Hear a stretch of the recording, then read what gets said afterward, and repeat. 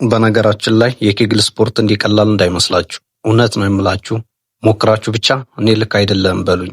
ምክንያቱም የኬግል ስፖርት እንዲሰሩ የመከርኳቸው ጓደኞቼ ከጠበቁት በላይ ለውጥ አምጥቶላቸዋል።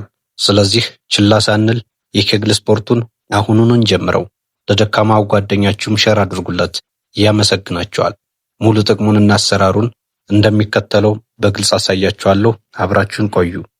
እኔ በስራ አጋጣሚ የማገኛቸው ብዙ ታካሚዎች ይህንን ስፖርት በትክክል መለማመድ ከጀመሩ በኋላ በአጭር ጊዜ ውስጥ በሚያስደንቅ ሁኔታ ጤናቸው እንደተመለሰና በራስ መተማመናቸው እንደጨመረ ነግሮኛል። ዛሬ ይህ ስፖርት ለምን እንደሚያስፈልገን፣ እንዴት በቤታችን ውስጥ መስራት እንደምንችልና የሚያስገኛቸውን አስገራሚ ጥቅሞች በዝርዝር እንመልከት። አንደኛ፣ የኬግል ስፖርት ምንድን ነው? የኬግል ስፖርት ማለት በዳሌያችን ውስጥ የሚገኙትን የጡንቻዎች ስብስብ ለማጠናከር የሚረዳ እንቅስቃሴ ነው። እነዚህ ጡንቻዎች እንደ ፊኛ፣ አንጀትና የማህፀን ለሴቶች ማለት ነው አካላትን ደግፈው የሚይዙ ናቸው። ልክ እንደ እጃችን ወይም እንደ እግራችን ጡንቻ እነዚህም የውስጥ ጡንቻዎች ካልሰለጠኑ ይላላሉ። ይህ ደግሞ ለተለያዩ የጤና እክሎች ይዳርገናል። ሁለተኛው፣ የኬግል ስፖርት ዋና ዋና ጥቅሞች ምን ናቸው የሚለውን ስናይ ለሴቶች ከወሊድ በኋላ በምጥ ወቅት የላሉ የዳሌ ጡንቻዎችን መልሶ ለማጠናከርና ማህፀን ወደ ቦታው እንዲመለስ ይረዳል።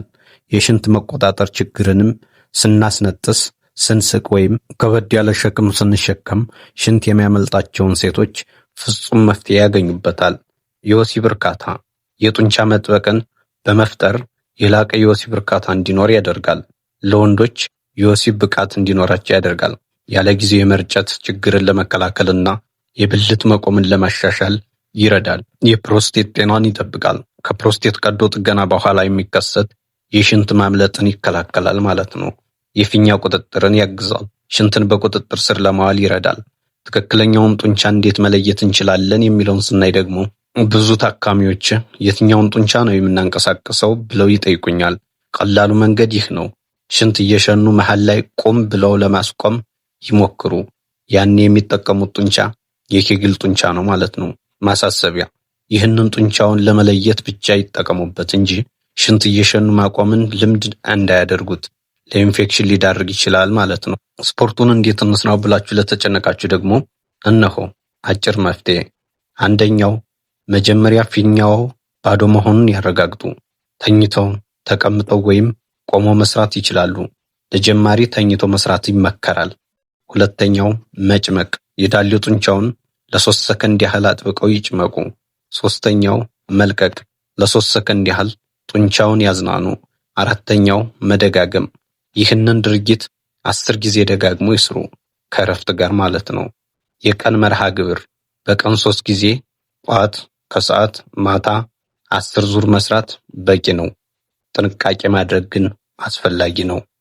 ስፖርቱን በሚሰሩበት ጊዜ ሆድዎን፣ ጭንዎን ወይም መቀመጫውን እንዳያጠብቁ፣ ትንፋሽዎን እንዳይዙ፣ ዘና ብለው ይተንፍሱ ማለት ነው። ውጤቱን መቼ እናያለን የሚለውን ስናይ ደግሞ ታካሚዎች የሚነግሩኝ ትልቁ ነገር ትዕግስት እንደሚያስፈልግ ነው። ውጤቱ በአንድ ጀንበር አይመጣም። ነገር ግን ስፖርቱን ሳያቋርጡ ከ4 እስከ 8 ሳምንታት ካደረጉ ግልጽ የሆነ ለውጥ ማየት ይጀምራሉ ማለት ነው።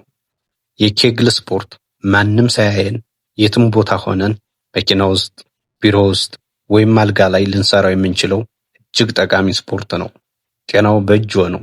ዛሬውኑ ይጀምሩ። ይህ ስፖርት ጠቃሚ ሆኖ አግኝታችሁታል ወይም ደግሞ ሰርታችሁት ለውጥ ያያችሁ ካላችሁ በኮሜንት መስጫው ላይ ልምዳችሁን አካፍሉን። ለሌሎች እንዲደርስ ቪዲዮውን ላይክ እና ሼር ማድረጋችሁን አትርሱ።